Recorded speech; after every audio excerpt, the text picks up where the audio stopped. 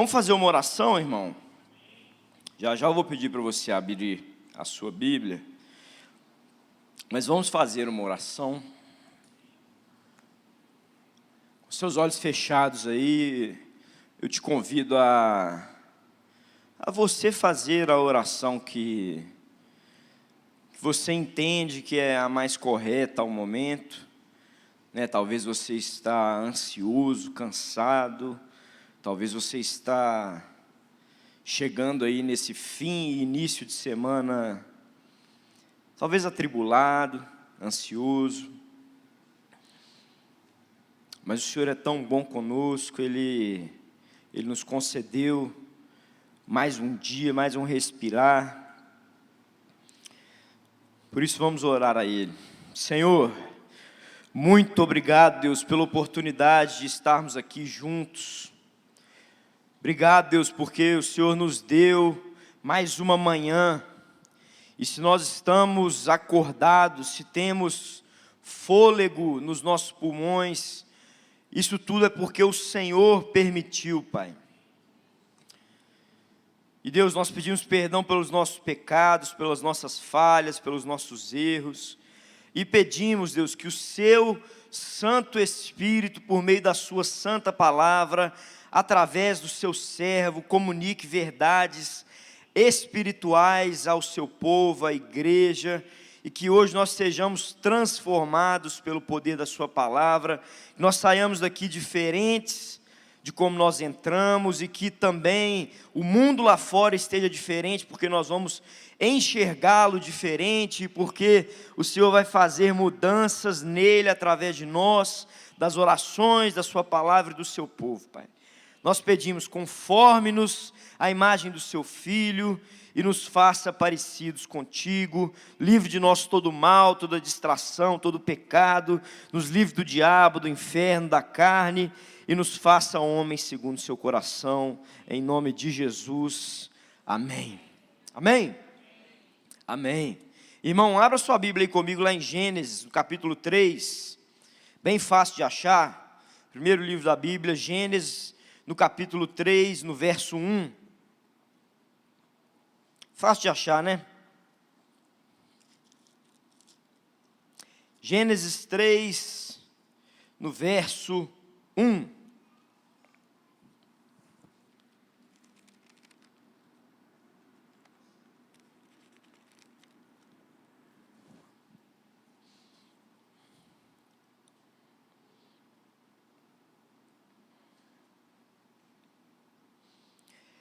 Gênesis 3:1, você achou? Gênesis 3:1 está escrito assim: ora, a serpente era o mais astuto de todos os animais selvagens que o Senhor Deus tinha feito. E ela perguntou à mulher: foi isto mesmo que Deus disse? Não comam de nenhum fruto das árvores do jardim? Respondeu a mulher à serpente: não podemos comer do fruto das árvores do jardim, mas Deus disse, na verdade ele disse, podemos comer do fruto das árvores do jardim, mas Deus disse, não comam do fruto da árvore que está no meio do jardim, nem toquem nele, do contrário vocês morrerão. Disse a serpente à mulher: certamente não morrerão. Deus sabe que no dia em que dele comerem, seus olhos se abrirão, e vocês, como Deus, serão conhecedores do bem e do mal. Quando a mulher viu que a árvore parecia agradável ao paladar, era atraente aos olhos e, além disso, desejável para dela se obter discernimento, tomou do seu fruto, comeu e deu também ao seu marido, que comeu também. Os olhos dos dois se abriram e perceberam que estavam nus. Então juntaram folhas de figueira para cobrir-se. Até aí tá bom. Irmão, assim, como filhos e filhas de Deus, como cristãos, como povo que se reúne aqui, dizendo-se crer em um Deus soberano, em um Deus todo-poderoso, que criou o céu e a terra, e que escreveu uma palavra, não a próprio punho, é claro, mas através dos seus servos, como filhos de Deus e como pessoas que se dizem cristãs, é nosso papel dar uma resposta ao mundo do motivo pelo qual as coisas estão como estão. Você há de concordar comigo, você há de convir comigo que alguma coisa deu terrivelmente errado. Não precisa ser um PhD, um grande estudioso, um grande filósofo, um grande sociólogo, etc., etc., para perceber que alguma coisa no mundo deu errado. Algo saiu do controle, algo fez com que as coisas estivessem do jeito que estão, fora do eixo. A gente não precisa ir longe, lá na década de 50, 40, etc. Vamos olhar agora, nós acabamos de sair de um período de 2 anos ou mais, de pandemia, de um vírus que é invisível e que dizimou e matou milhares de pessoas ao redor do mundo todo, talvez milhões, não sei. Depois do vírus, nós tivemos uma guerra, irmão, uma guerra na Ucrânia, uma guerra entre a Rússia e a Ucrânia que não acabou até hoje. E não bastasse isso, dizendo assim em termos macro, maiores, né, olhando o mundo como um todo, não bastasse isso, nós olhamos agora e nós vemos também um terremoto na Turquia, que eu não sei quanto, mas da última vez que eu vi, já tinha passado de mais de 30 mil pessoas mortas. E se você não quiser olhar assim de forma global, ou mais macro, se você quiser ir para o micro, basta você olhar aí ao redor, basta você olhar as notícias, é todo dia alguém que se envolveu em briga, alguém que matou o outro por causa de uma passagem de ônibus, um filho e um pai que discutiram e acabou dando em morte, um irmão, uma irmã, uma mãe.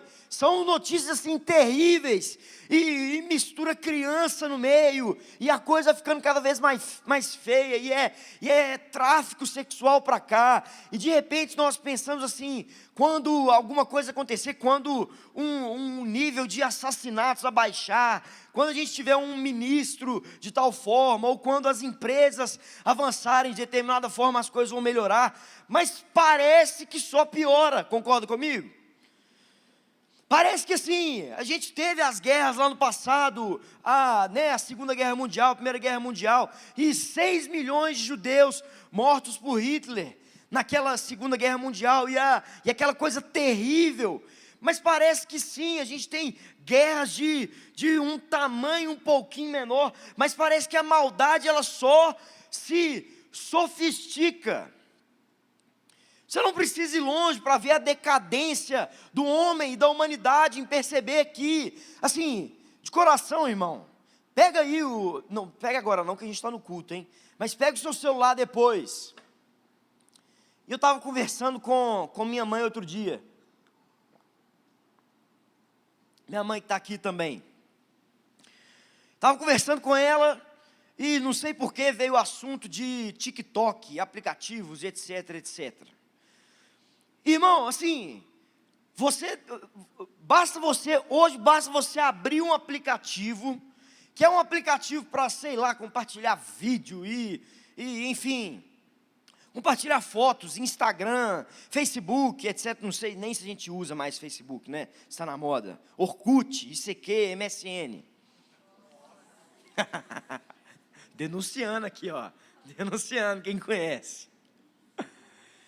Mas enfim, irmão, a gente estava conversando sobre TikTok, e minha mãe ficou assustada, falou, André, olha essas coisas aqui, que aparecem no TikTok, eu não sei por que ela tinha aberto, enfim, alguma coisa do escritório dela, mas coisas terríveis, e gente, meninas de 13 anos, meninos de 12, 11 anos, se entregando à prostituição, à pornografia, a coisas, assim, das mais esquisitas, e isso tudo se tornando normal. Ontem eu vi uma notícia que em um determinado país começaram a produzir metanfetamina e cocaína logo após a liberação das drogas. Empresas grandes começaram já na produção. E assim, irmão, como eu disse, não precisa ser um teórico, um sociólogo, um PhD, para entender que alguma coisa deu errado. Alguma coisa deu terrivelmente errado. Não era para ser assim. E você vai num velório de alguém e você não se acostuma com a morte. Talvez você já enterrou aí várias e várias pessoas da sua família e amigos e conhecidos, e você não se acostuma nunca com aquilo, porque alguma coisa dentro de nós fala que nós não fomos feitos para aquilo que está acontecendo. Quando você vai enterrar alguém, e aquele morto ali, ele não responde a nada, é alguém que perdeu de si a vida, nós não acostumamos, as pessoas ficam em choque, tem gente que pula dentro da vala para buscar lá a pessoa. Nós não somos acostumados à morte, ao caos, à doença, às notícias trágicas que acontecem, porque algo dentro de nós fala, alguma coisa deu errado. Algo deu errado. Não era para ser assim. Quem poderá nos defender? Já dizia quem é? Chapolin Colorado. E se você leu comigo aí na NVI, é interessante que a NVI ela traz aí um escrito, logo acima, né, ela coloca alguns títulos acima do texto subsequente. E o que está escrito aqui no texto que nós lemos, o título, o subtítulo que, né, é claro, a Bíblia original ela não tem esses títulos, mas aqueles que montaram a NVI colocaram para poder de alguma forma melhorar o estudo daqueles que estão lendo. Está escrito aí, o relato da queda. Irmão, eu e você, como eu disse aqui no começo, eu e você como cristãos temos o dever e o papel de informar o mundo, de explicar ao mundo o motivo pelo qual as coisas estão como estão. E o motivo pelo qual as coisas estão como estão está relatado em Gênesis 3. É claro, também em outras passagens da Bíblia. Mas Gênesis 3 é o ápice, é aquilo que mostra o relato de quando o homem se separou de Deus. O relato da queda, quer dizer, quando o homem caiu. Deus não fez o homem para viver da forma que nós vivemos hoje, para existir esse tanto de notícias. Mas Gênesis 3 vai lá e escreve para nós: ora, a serpente era o mais astuto de todos os animais selvagens que o Senhor Deus tinha feito. E ela perguntou à mulher, irmão, presta atenção aqui. A serpente perguntou à mulher: foi isto mesmo que Deus disse? Não comam de nenhum fruto das árvores do jardim? O primeiro ponto que eu trago para você aqui é o seguinte: alguém convidou a serpente para conversa? Sim ou não? Não. Ninguém chamou a serpente para conversa. E o texto aqui está mostrando para nós que muito provavelmente os seres celestiais, então os seres que nós não enxergamos hoje, eles conviviam no jardim com os seres humanos. Deus tem uma família, aquela família que nós vemos, que somos nós, e também existem, nós como cristãos também entendemos isso, de acordo com Efésios 6 e diversos outros textos, existem seres, criaturas espirituais, do mal e do bem, do reino das trevas e do reino da luz. E, portanto, esses seres aqui, eles estavam ali no jardim, e eles conversavam, e a serpente, de repente, ingressa em uma conversa com a mulher. Primeira coisa que eu disse, a serpente não foi convidada. A serpente não foi convidada para conversa, mas mesmo assim ela apareceu. E aqui uma aspas a respeito disso: quantos problemas na minha e na sua vida não teriam sido evitados se nós simplesmente não tivéssemos entrado em determinadas conversas, relacionamentos e batalhas? Irmão, cabe a mim e a você escolhermos as coisas nas quais nós vamos entrar. A serpente não tinha sido convidada para conversa. Eva podia ter falado assim: eu não devo conversar com esse tipo de ser, porque esse ser está vindo com uma conversa estranha acerca de Deus, está questionando Deus, portanto ela tinha que resolver isso com Deus. Então Eva devia ter falado: ó, sai fora, serpente, está me questionando acerca de Deus? Vai falar com Deus. E é verdade para mim e para você também. Satanás não pede permissão para entrar e para colocar determinados obstáculos e situações e iscas diante de você, porque quem peca não é o diabo, quem peca por você não é o diabo. Ele coloca um anzol, uma isca, de acordo com o seu paladar, porque todo homem é tentado conforme a sua própria concupiscência, conforme aquilo que você deseja. Então ele coloca o cardápio, mas quem escolhe comer daquele fruto é você e não ele, amém? Você tem esse direito, você escolhe ou não se vai morder o anzol. Se você mordeu o anzol, a culpa não é de quem colocou o anzol. Na verdade ele é culpado também, mas vamos lá. Quantos problemas teriam sido evitados na minha e na sua vida, se nós não tivéssemos entrado em determinados relacionamentos e conversas, e em determinadas guerras que nós não precisávamos lutar?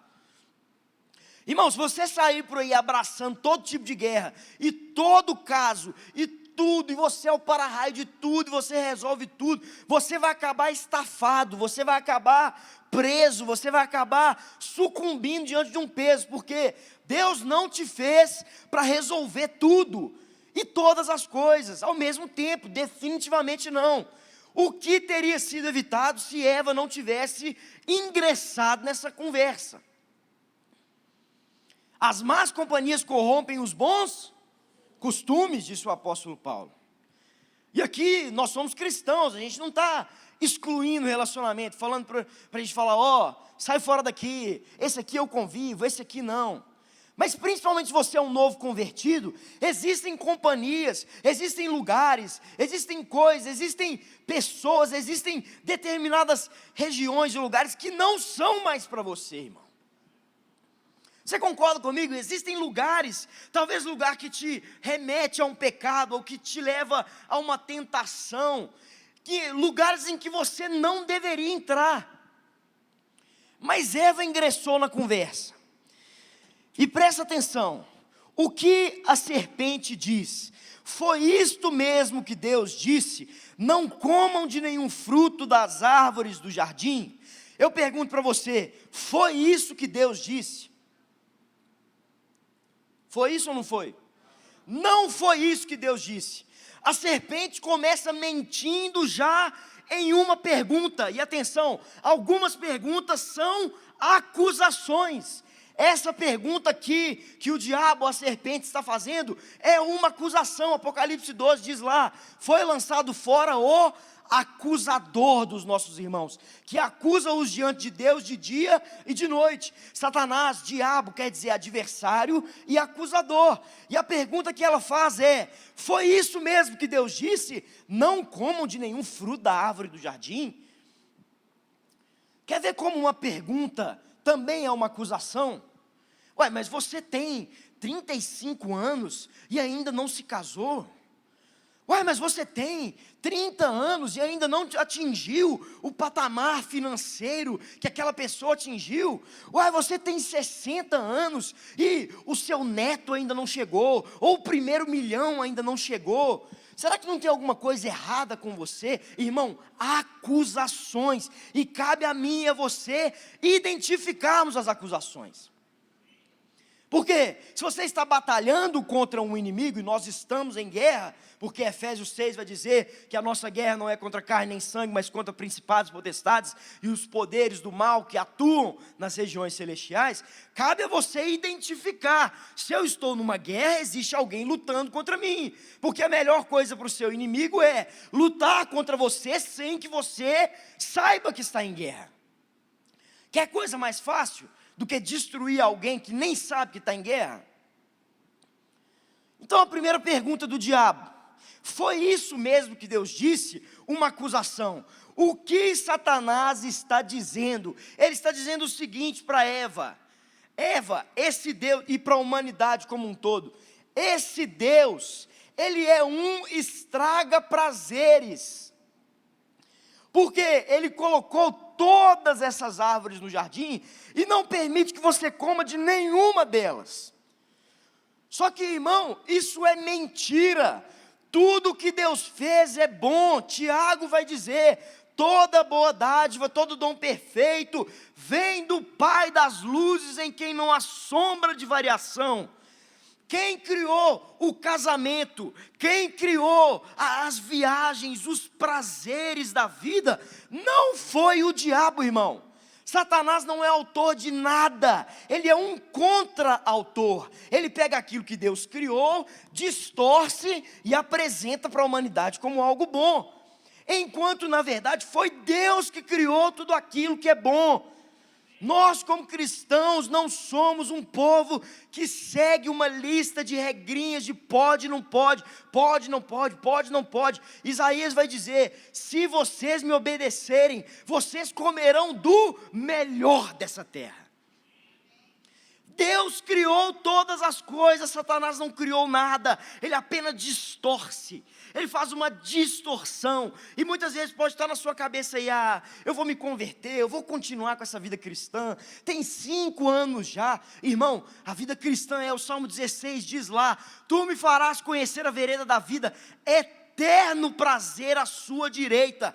Todo o prazer do mundo está em Deus. Se o chocolate é doce, imagine quem criou o chocolate.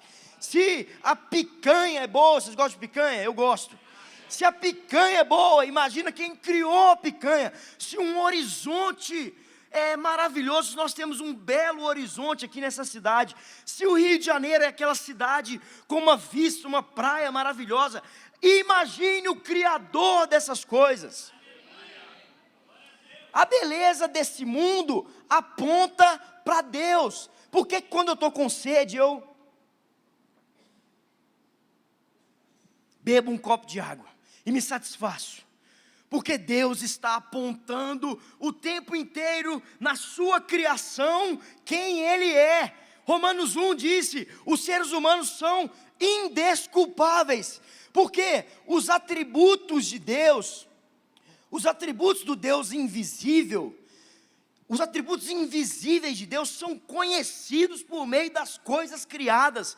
Tem que ser muito maluco para acreditar que esse pôr do sol, essas maravilhas, essas montanhas, essas praias, foram criadas do nada. Que seres, irmão, nós conhecemos mais o espaço do que o fundo do oceano. Você sabia disso? O ser humano, os estudiosos conhecem mais a fundo o espaço do que aquilo que está na nossa própria terra. Tem que ser muito maluco para acreditar, tem que ter muita fé para acreditar que isso veio do nada. A beleza desse mundo veio daquele que é a própria beleza. A beleza do casamento aponta para a beleza do casamento do Criador, do Filho com a noiva. A beleza do pôr do sol aponta para a beleza daquele que criou o pôr do sol. A beleza de uma manhã linda, de um trabalho, aponta para aquele que recompensa as pessoas, para aquele que é bom em todo o tempo. E a Bíblia continua afirmando: o Senhor é bom, a sua misericórdia dura para sempre. O Senhor é bom, a sua misericórdia dura para sempre. Porque, irmão, se Ele fosse nos tratar conforme os nossos pecados, dia após dia, eu e você estaríamos fulminados. Mas Ele é bom, e a graça comum permite que artistas façam músicas maravilhosas, porque o som do céu, aquilo que toca lá no céu, Deus dá um gostinho para o ser humano. E Romanos 1 está dizendo: os atributos invisíveis de Deus são conhecidos através das coisas criadas. É impossível olhar para as maravilhas desse mundo e dizer: não há Deus. Romanos 1 diz que os homens são indesculpáveis, porque não há como olhar para as coisas criadas e não entender que há um Criador. E o Criador é bom, e Ele é pelos seus, e Ele criou os seus, e Ele criou tudo aquilo que é bom. E Isaías, como eu disse, diz: se vocês me obedecerem, vocês comerão do melhor dessa terra. Satanás então está dizendo assim: esse Deus é um estraga-prazeres. Esse Deus é um estraga-prazer. Ele criou isso tudo aqui e não permite que você coma nada. Mentiroso! Mentiroso! Ele criou tudo e disse: comam de tudo, menos de uma. Comam de tudo, menos de uma. Porque no dia que vocês comerem dela, certamente vocês morrerão. Irmão, aí presta atenção no que segue. Presta atenção, o negócio está ficando quente. Respondeu a mulher à serpente: podemos comer do fruto das árvores do jardim. Mas Deus disse: não comam do fruto da árvore que está no meio do jardim, nem toquem nele, do contrário vocês morrerão. Respondeu. E o 4 diz: disse a serpente à mulher: certamente não morrerão. Deus sabe que no dia em que dele comerem, seus olhos se abrirão, e vocês, como Deus, serão conhecedores do bem e do mal. Atenção, olha para mim aqui, irmão. Satanás está contando a segunda mentira. A serpente, esse ser espiritual que estava lá, que convivia junto com eles, está contando a segunda mentira. E qual é a segunda mentira? Satanás está questionando a veracidade daquilo que Deus disse. E aqui um princípio muito importante: o princípio de considerar a fonte. Eu já falei isso aqui outra vez. Se alguém que você não conhece, que você não estima, não tem nada a ver, chega para você e te faz um insulto, fala: você é um burro, não vai conseguir nada na vida, você vai levar aquilo em consideração? Não, porque você não estima a pessoa, aquela pessoa não tem uma vida condizente com aquilo que você acredita, você não vai ligar para aquilo. Mas se alguém que você conhece, sua esposa, seu marido, seu pai, sua mãe, seu irmão, se alguém chegar para você e falar alguma coisa, você vai considerar essa coisa. Por quê? Você está considerando a fonte. Você está dizendo: quem está dizendo isso é digno de ser verdadeiro. Portanto, aquilo que ele está dizendo provavelmente é a verdade. O que Satanás está dizendo aqui, o acusador, que acusa a Deus e a nós, os homens? Ele está dizendo: esse Deus que disse isso aí para você está mentindo. Irmão, olha a gravidade do que Satanás está dizendo. Ele está afirmando: isso que Deus disse que vocês morrerão, certamente vocês não morrerão. E lá em João 6, perguntam para Jesus qual é a obra de Deus. Ele diz o seguinte: a obra de Deus é crer naquele que Ele enviou. O sola fide, sola gratia, os solas da Escritura dizem que a salvação ela é somente pela fé, somente por crer. Abraão creu em Deus e isso lhe foi creditado como justiça. Desde o princípio tudo é pela fé, é por crer que aquilo que Deus disse é real. E a serpente está dizendo: Deus está mentindo. Deus sabe que no dia em que dele comerem, seus olhos se abrirão, e vocês, como Deus, serão conhecedores do bem e do mal. A partir daí, irmão, já era para Eva ter, cala a boca, conversa com Deus, está acusando, essa conversa não é para mim. Já não tinha que ter conversado com a serpente há muito tempo, né? Nunca vi mulher gostar de conversar com cobra. Alguma mulher que gosta? Conversar com a serpente? Conversar, e cobra, adoro, cascavel, alguma gosta? E ela estava lá conversando, e a serpente está acusando, dizendo: isso que Deus disse é mentira. Irmão, você tem noção da gravidade do que é isso? E é isso que acontece comigo e com você, todos os dias. A Bíblia afirma: busque em primeiro lugar o reino de Deus e a sua justiça, e as coisas necessárias à sua sobrevivência, o que comer, o que vestir, o que beber, aonde viver, lhe serão acrescentadas, amém? A Bíblia não diz isso? Satanás diz assim: ó, será que é isso mesmo? Será que não vai te faltar alguma coisa para comer? Será que você não tem que buscar um pouquinho a mais? Será que você não tem que fazer um pouquinho a mais? Colocar um pouquinho a mais ali de esforço? Porque, ó, talvez, ó, o que está vindo aí? Crise no mundo, e recessão, e várias coisas. Será que esse Deus está dizendo aquilo que é verdade? E a Bíblia diz: já fui moço, hoje sou velho, nunca vi o justo mendigar o pão, nem a sua descendência sofrer de necessidade alguma. Filipenses diz: o meu Deus, segundo as suas riquezas em glória, satisfará todas as vossas necessidades, segundo a riqueza da glória de Jesus Cristo.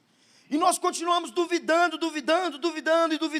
e quando nós duvidamos daquilo que Deus disse, nós estamos duvidando daquilo que Deus é. E eis aqui o pecado do homem e da mulher: não crê naquilo que Deus disse, não crê naquilo que Deus havia falado. Deus disse: isso é errado. A serpente disse: não é tão errado assim. Deus disse: não toquem. A serpente disse: pode tocar sim, de alguma forma. Irmão, não é bem assim. O inferno está, ó, cheio. Por quê? O Senhor Jesus disse: se a sua mão te faz pecar, arranca a sua mão e joga ela fora, porque é melhor você entrar na vida mutilado do que tendo todos os membros ser lançado no inferno. Aquilo que Deus diz é verdade. Considere a fonte. Quantas pessoas na Bíblia duvidaram de Deus e ficaram mudas, e Deus permitiu alguma consequência, porque Deus é verdadeiro. Seja considerado Deus verdadeiro, e todo homem mentiroso, é o que diz Romanos. Todo homem seja mentiroso e Deus verdadeiro. Aquilo que Deus diz é verdade. Aquilo que Deus diz que vai acontecer, acontece, porque Ele é real. Ele fala a verdade. Ele não é como Satanás, que está aqui usurpando e dizendo coisas que não são a verdade. Aí o que eu digo para você: nós já passamos por alguns pontos, mas preste atenção. Essa conversa está lá rolando. Eva está conversando deliberadamente com a serpente, e a serpente já mentiu algumas vezes. Ela já acusou aquilo inclusive que Deus é. Ela cometeu um pecado aqui mortal. Ela acusou a Deus, disse: Deus está mentindo para você. E a pergunta que eu faço para você e para mim é a seguinte: onde é que estava o Adão nessa hora? Irmão, assim, convenhamos, Deus criou a mulher como auxiliadora idônea, como igual ao homem, como uma pessoa, uma pessoa igual, da mesma estatura. Ela é homem da mesma forma que o homem, macho é homem. Os dois são seres humanos criados por Deus. Mas Deus estabeleceu ali que o homem cuidasse do jardim e cuidasse da mulher. A pergunta: aonde estava Adão, irmão? Aonde estava Adão, que ele não interviu e disse o seguinte: ó, com a minha mulher, essa serpente não vai conversar. Com a minha mulher, você que está falando isso aí, que história que é essa aí, ó serpente? Deus não permitiu isso, não permitiu aquilo, com a minha mulher, para cima da minha mulher. E o que eu digo aqui é: a omissão de Adão também é pecado, irmão. E o silêncio de Adão continua ecoando até os dias de hoje. Aonde estão os pais, os homens, os líderes da família que cuidam dos seus filhos, que não só dão aquilo que eles precisam financeiramente, mas que cuidam como homens, como pais, que dormem do lado do filho e falam: filho, não se esqueça de orar antes de dormir. Onde estão os pais que, como diz a Escritura, instruam a criança no caminho que ela deve andar, e quando for velha ela nunca se desviará dele? Irmão, Homem, o seu papel não é só trazer comida, brinquedo e coisinhas para dentro de casa. O seu papel é ser um líder espiritual para sua mulher e para os seus filhos. Não adianta nada ser um pai que está ali, vivo, presente, mas ser ausente espiritualmente falando. A omissão de Adão permitiu que a mulher comesse do fruto. E talvez a sua mulher, a sua esposa, está sofrendo porque você está se omitindo. E dizendo, não, eu cuido dos meninos, eu pago algumas contas, as crianças, elas são legais. Irmão, o seu filho, a sua criança, o seu neném, ele precisa de você.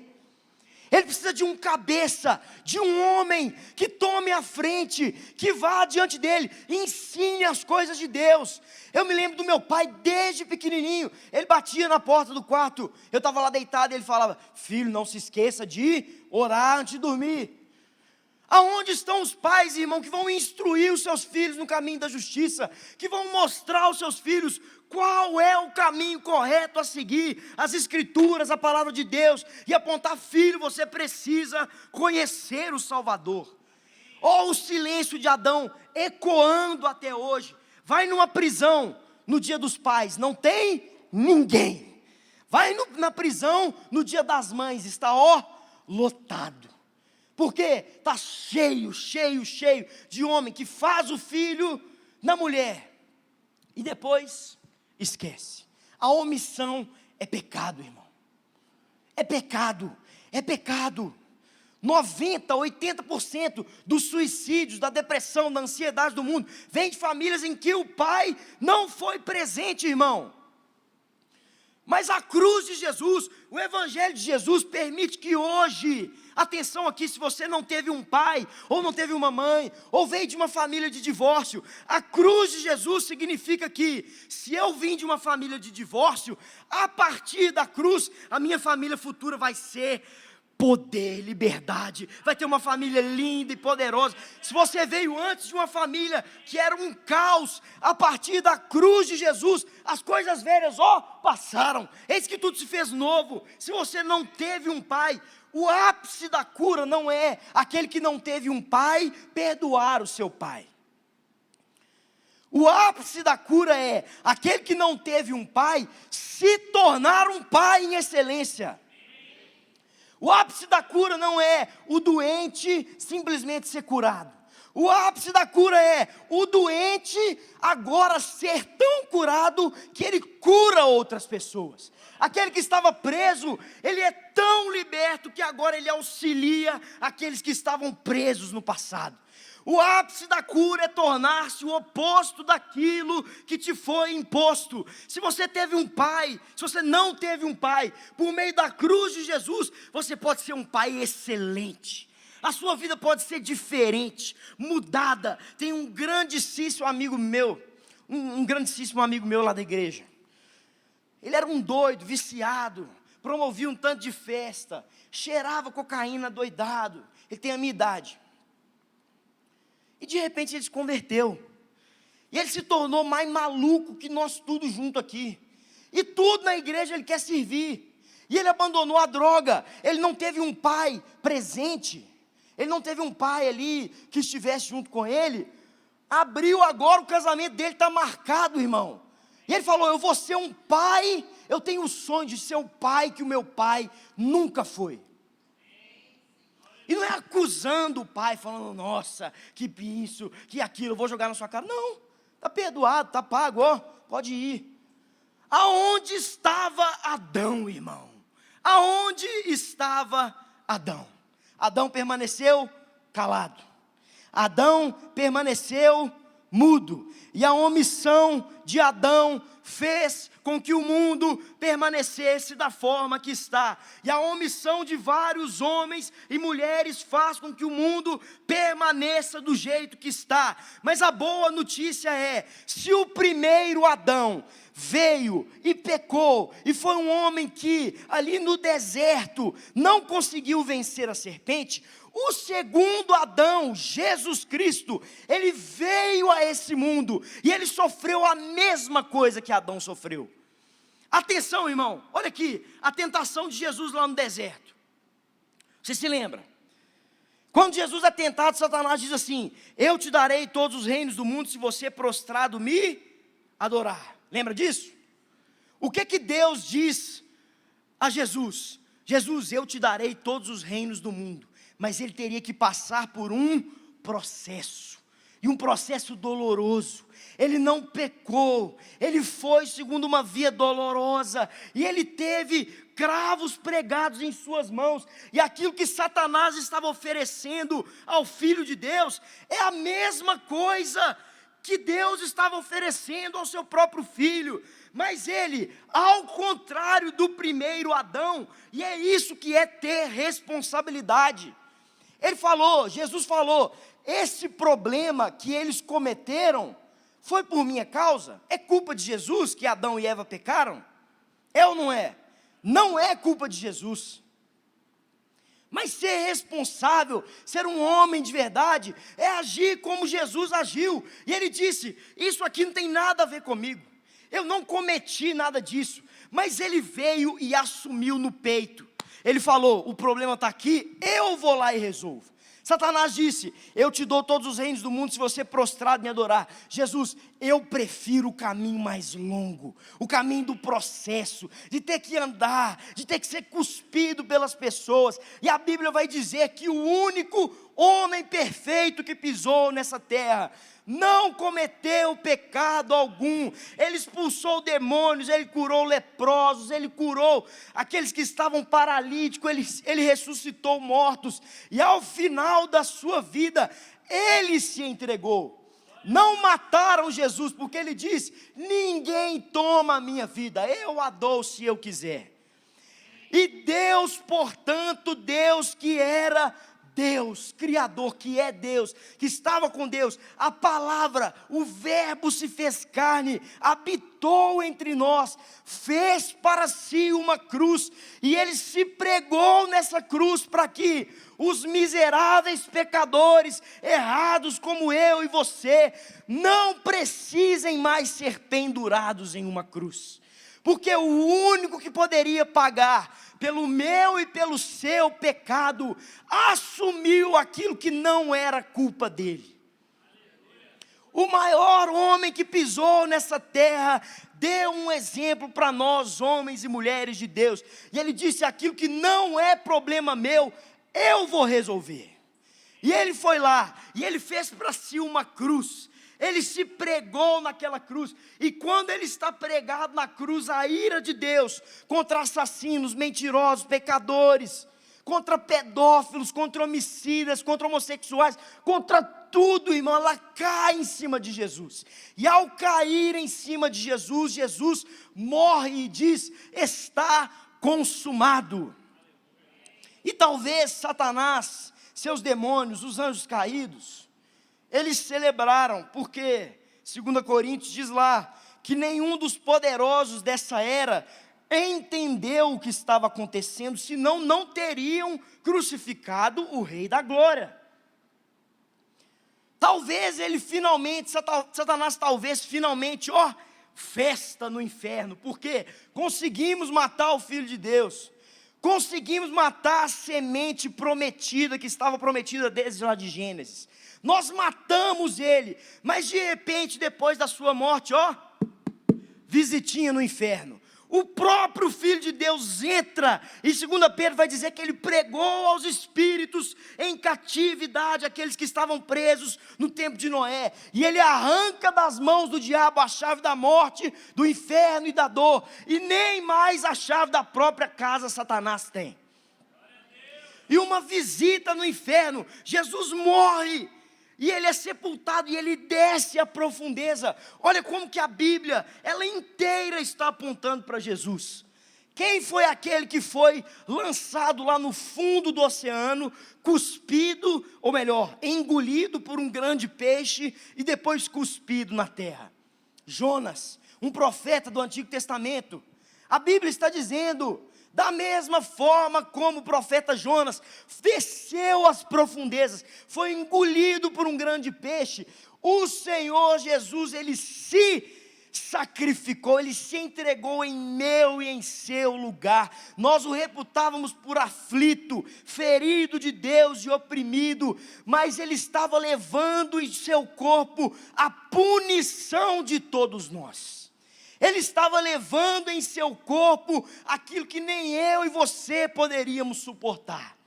E assim como Jonas desceu às profundezas do oceano, Jesus desceu à profundeza do inferno e resgatou aqueles que estavam lá, e justificou eu e você diante de Deus, porque o pecado veio do homem. Portanto, aquele que resolveria o pecado teria que ser também homem.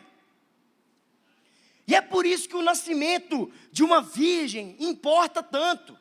Porque se ele não tivesse nascido de uma virgem, ele teria herdado a descendência de Adão, assim como eu e você herdamos, concorda comigo? Ele não nasceu ali de uma forma qualquer, ele nasceu de uma virgem. Portanto, não herdando a natureza pecaminosa, ele é o único capaz de, sendo homem, porque nasceu de uma mulher, mas também sendo 100% Deus, porque foi gerado pelo Espírito Santo, ele pode viver uma vida perfeita. E ele foi tentado como eu e você somos tentados. Hebreus 4 vai dizer que nós não temos um sumo sacerdote que não possa se compadecer dos nossos pecados, das nossas transgressões, porque ele foi tentado como eu e você. Ele sabe o que é sofrer, ele sabe o que é passar fome. Deus se fez carne, irmão. Deus, que não precisava de nada, resolveu sentir sede, resolveu sentir fome, resolveu nascer numa manjedoura, cheirando, fezes, irmão. E ao viver uma vida perfeita, esse Deus Criador leva sobre si o pecado de todos nós, para que pecadores como eu, você e você, recebam o selo justificado por Deus. Justificado por Deus, justiça por meio da fé, da graça mediante a fé. Agora todo aquele que quer se achegar a Deus, o pode fazer, não pelas obras da carne, nem seguindo a lei, mas olhando para um homem morto numa cruz. E aquele homem morto numa cruz não era um homem qualquer, era o Filho de Deus, levando sobre si os pecados do mundo, para que aquele que merece ser tratado como um pecador, como eu e você, seja aplaudido e recebido nos céus como filho meu. Você completou o bom trabalho, você executou a justiça, porque a você foi imputada a justiça de Deus, e Ele se fez pecado por nós.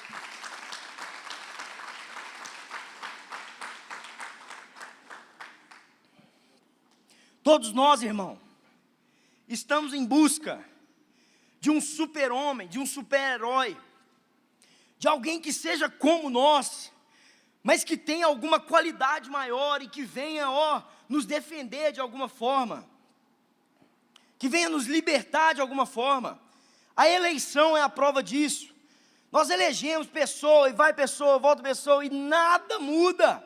Porque nós achamos que um vai ser o herói, e o herói não acontece nada. E nós achamos que o outro é elegendo e não acontece nada. E olha que os filmes da Marvel, da DC e etc., os super-heróis, o Wolverine se recupera rapidamente de qualquer lesão, até de tiro na cabeça. O super-homem pode voar. O Hulk tem uma super força. A mulher invisível fica invisível a qualquer momento. O Aquaman respira embaixo d'água. O Homem-Aranha escala parede e faz não sei o que mais. O que mais que o Homem-Aranha faz? Fica escalando parede. O Magneto manipula tudo que tem ferro. O Flash tem velocidade. O Batman tem algum superpoder aí que eu não sei. É rico. Baita superpoder esse. O Batman é rico. E ele usa a riqueza dele para combater o crime. Todos nós e todos os filmes e tudo aquilo que se apresenta perto de nós está tentando o tempo todo mostrar alguém que é como nós, mas diferente de alguma forma. A verdade é que o Deus homem supera o Wolverine. O Deus homem supera o super-homem. O Deus homem supera o Hulk, porque ele tem todas as coisas, mas ao invés de usar isso a seu próprio benefício, ele se sacrificou para que você esteja sentado em regiões celestiais.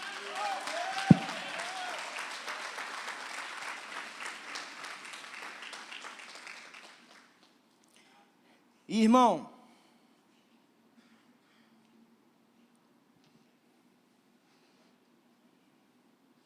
Efésios 2,6 diz lá: nós estávamos mortos, mas depois de mortos, Ele nos vivificou com Cristo, e Ele nos fez assentar nas regiões celestiais com Cristo Jesus. Os seres espirituais estão perto do trono de Deus, amém? Mas aqueles que estão assentados com Cristo, estão mais perto do trono de Deus, do que os 24 anciãos, do que aquele que tem as suas coroas, porque o sacrifício de Jesus é tão completo, que como eu disse, a partir de agora, aquele que veio de uma família de divorciados, a partir de agora ele pode ter uma família linda em Cristo Jesus. Aquele que era um viciado em droga, hoje é liberto por meio da cruz do Calvário. Aquele que tinha uma doença severa, uma depressão terrível, por meio de Jesus Cristo, pode sim ser livre e ajudar a curar outras pessoas.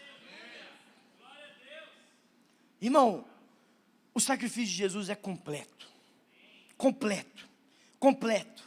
E não é o sacrifício de Jesus mais as obras, não é o sacrifício de Jesus mais isso e aquilo, não é o sacrifício de Jesus, mas se esforce para conseguir. Creia no Filho do Homem. Porque a partir do momento que você crê no Filho do Homem, você é salvo dos seus pecados.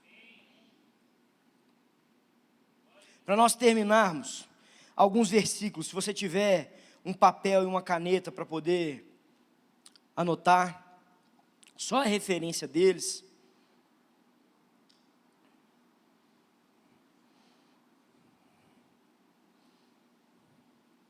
Só anota, eu vou ler, depois você medita ou tira uma foto. Aqui eu não sei se eles conseguem projetar rapidamente. Mas algumas coisas em Cristo Jesus, as quais você está apto ou já recebeu. Primeiro ponto, você é amado. 1 João 4,10. 1 João 4,10 está escrito: nisto está o amor de Deus, não em que nós tenhamos amado a Deus, mas que Ele nos amou e enviou seu Filho como propiciação pelos nossos pecados. 1 João 4,10. Em Cristo Jesus você é amado. O segundo, você foi planejado. Salmo 139, verso 15. Salmo 139, 15.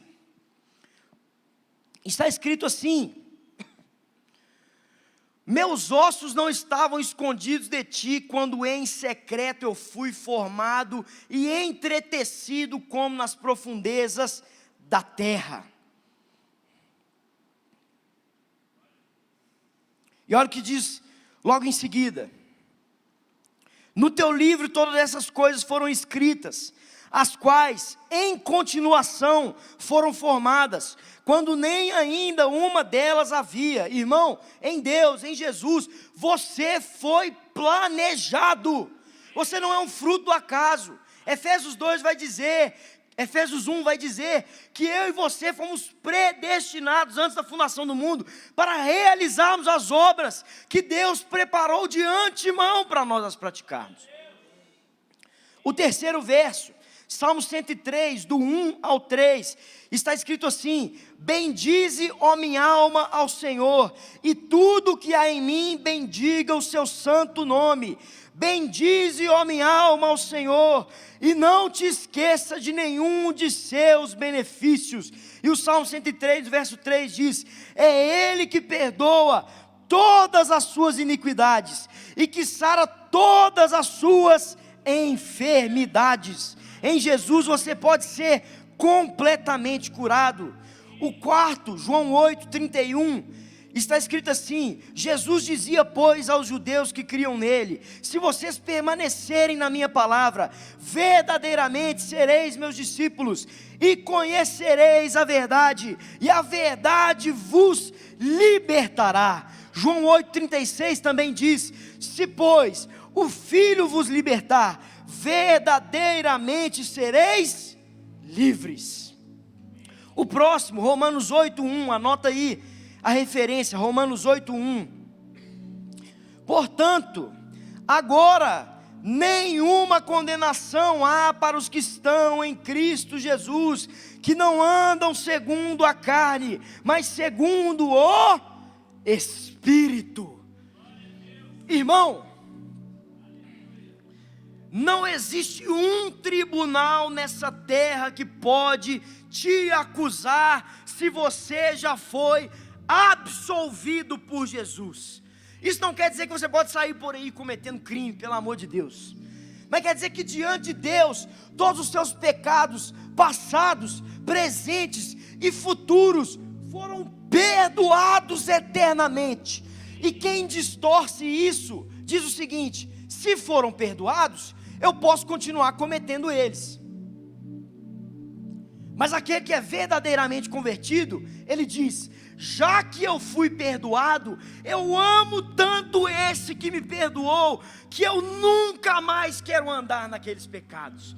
Amar a Deus quer dizer amar aquilo que Deus ama, odiar aquilo que Deus odeia, porque sim, Deus é amor, mas Deus odeia o pecado, Deus odeia olhos altivos, Deus odeia a inveja, Deus odeia a prostituição, o pecado, porque Ele sabe que são essas coisas que destroem o homem. O próximo verso, Colossenses 2, no 13 e 14: e quando vocês estavam mortos nos pecados e na incircuncisão da vossa carne, Ele vos vivificou juntamente com Ele, perdoando todas as ofensas, havendo riscado a cédula que era contra nós, e nas suas ordenanças, na qual nenhuma de alguma maneira nos era contrária, e atirou do meio de nós, cravando-as na cruz. Atenção ao próximo: e despojando os principados e potestade, os expôs publicamente, e deles triunfou em si mesmo. Irmão, Satanás continua sendo o acusador dos irmãos. E você pecou e ele te acusa: você não merece, você é isso, você é sujo, você é isso, você é aquilo. Mas por meio da cruz de Jesus você pode dizer: Satanás, eu cometi isso, cometi aquilo, cometi isso, cometi aquilo, mas é isso que me faz necessitar desesperadamente de um Salvador. E quando você peca, você pode correr em direção a Cristo. A partir do momento que você pecou, não é momento de ficar se lamentando e falar: nossa, até quando? É momento de arrependimento e de correr até a cruz do Calvário, porque na cruz há liberdade, libertação. Os seus inimigos foram expostos como um espetáculo público. Satanás não tem mais o direito, o papel, a nota promissória foi paga, cravada nas mãos de Jesus. E todo débito que era contra você, em Jesus foi absorvido. E você se aproxima de Deus como santo, como puro, como justo. E Satanás vai dizer: como você pode se aproximar de Deus depois de ter feito aquilo que você fez? E você pode dizer: eu posso me aproximar de Deus por causa do sangue do Cordeiro, o sangue que era passado nos umbrais da porta, para que o anjo da morte passasse e não levasse o primogênito lá no Egito. Agora o sangue nos umbrais da porta é o sangue passado sobre você. E o anjo da morte chega perto e fala: nesse eu não toco, naquele eu não toco. Nesse aqui eu posso tocar, mas naquele eu não toco, porque há sangue santo espalhado sobre ele, e o sangue te purifica de toda injustiça. O sangue leva o seu futuro de alguém que teve destruição na família para saúde, liberdade, libertação, poder. E está escrito, irmão, está escrito, o último verso, Romanos 8, 38 e 39. Se a banda quiser subir para nós cantarmos.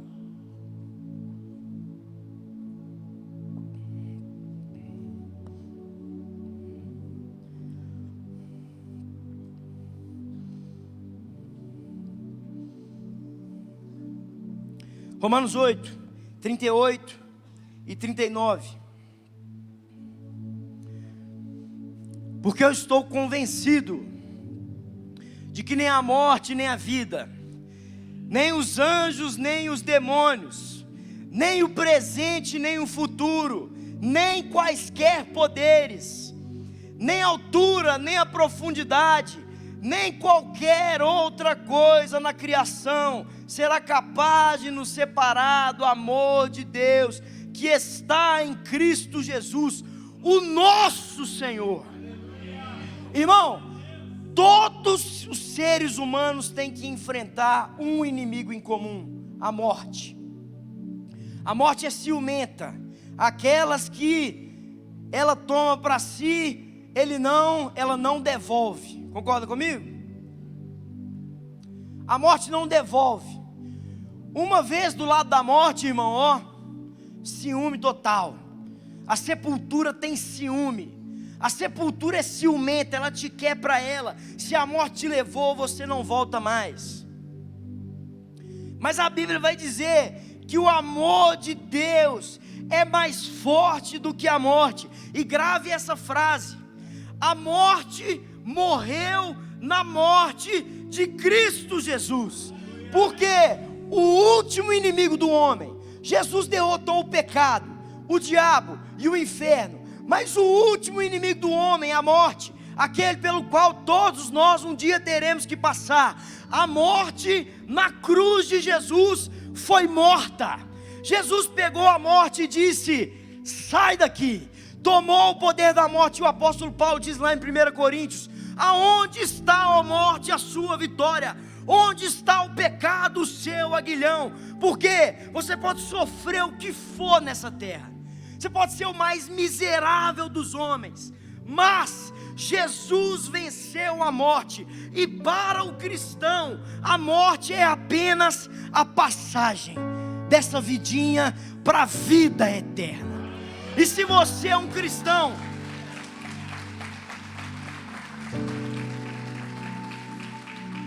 se você é um cristão convertido a Jesus, se você entregou sua vida a Cristo, essa terra, a presidência, os deputados, as empresas, as lutas, as dores, essa terra presente na qual nós vivemos, é o mais próximo do inferno que você vai passar. Porque o Senhor está te testando.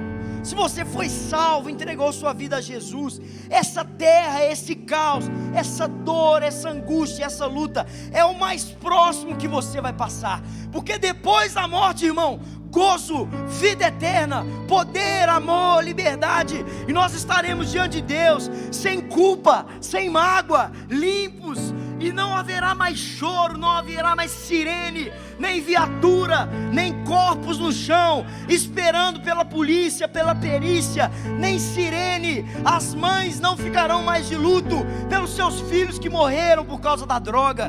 Meninas e mulheres e crianças não serão mais abusados. Não haverá mais câncer, mais depressão, mais ansiedade, porque todas as coisas são passadas, eis que tudo se fez novo, e o Filho de Deus governará a terra a partir do seu trono em Jerusalém, e o novo reino se estabelecerá, e o novo rei, não haverá mais eleição, porque o Rei dos Reis assumirá o seu trono, o dono do ouro e da prata, e você caminhará sobre sobre ruas de ouro, porque aquilo que é riqueza para nós hoje, o ouro, o dinheiro, o ouro, as pedras preciosas, nós vamos caminhar em cima dele, irmão, ó, caminha em cima de ouro.